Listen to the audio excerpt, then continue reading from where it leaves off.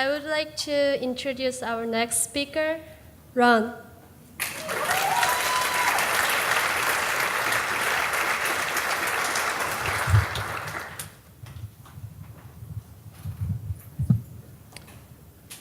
I have props.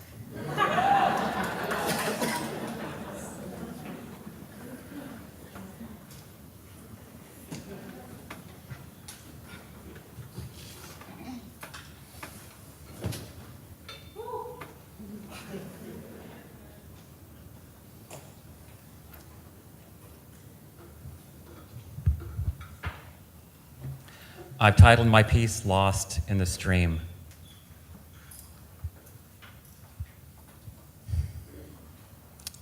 I live in a tent, sleeping bag for a bed. The rest of my stuff's in a storage shed. I pedal to work 7 miles each way.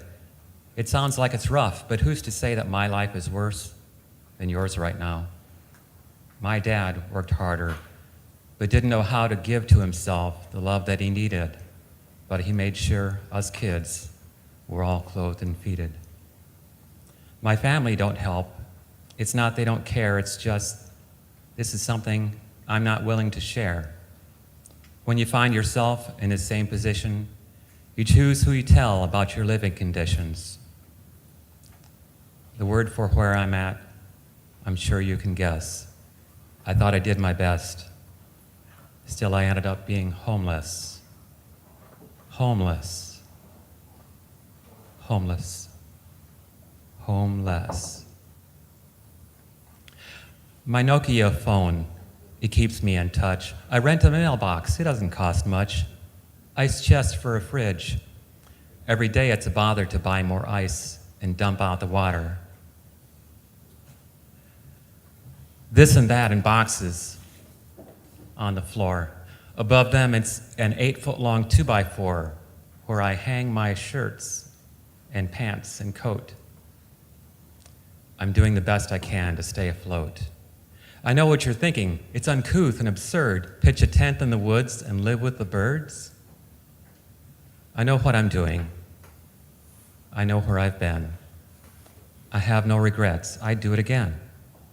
But it's truly dragging me down, all the hassles and stress, because I've been living in survival mode since I became homeless. Homeless. Homeless. Homeless. I wrote that poem 17 years and 3 months ago when I was living in a flimsy nylon tent on the banks of the Iowa River in Coralville. I chose that particular spot in the woods for its seclusion and its proximity to my storage shed where I had moved all my belongings 2 months prior and then sold my pickup truck. When I first decided to do this, it was supposed to be temporary, just a month or two, I told myself. Well, that turned into 5 months. And like one of the lines says, I'd do it again. Well, I did do it again. I was homeless twice.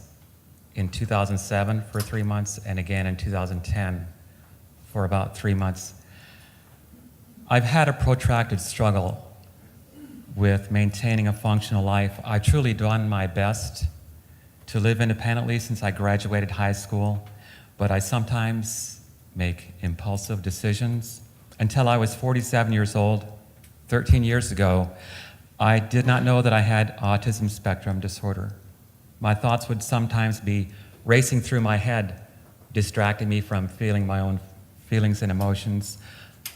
I believe a more accurate description of this now would be poor interoception awareness.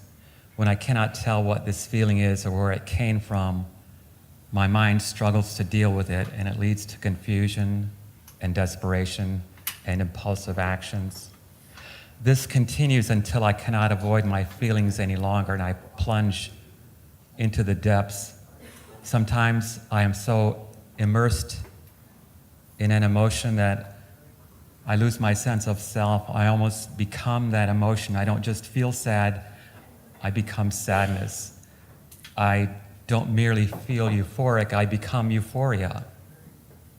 The boundary of self dissolves and I feel overwhelmed, swept away by the emotional waters, lost in swirling eddies and currents flowing swiftly around boulders in the midst of a stream. I make rash decisions like moving into a tent in the middle of the woods to save money on rent. Unmoored from its safe harbor, my brain decides to leap into some cool-sounding idea, and then a while later I slam into one of the boulders in the midst of this metaphoric stream, and boundaries rematerialize. I wake up and realize what I've done. On an emotional level, I get it, and then I say, I'm stuck here in the woods, now what do I do? Or I say, wait, what? I signed up for This Is My Brave at the Englert? In front of 300 people? Can I get out of that?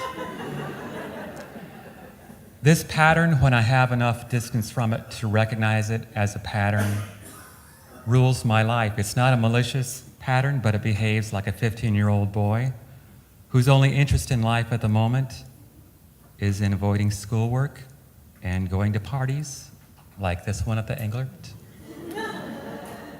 Thank you.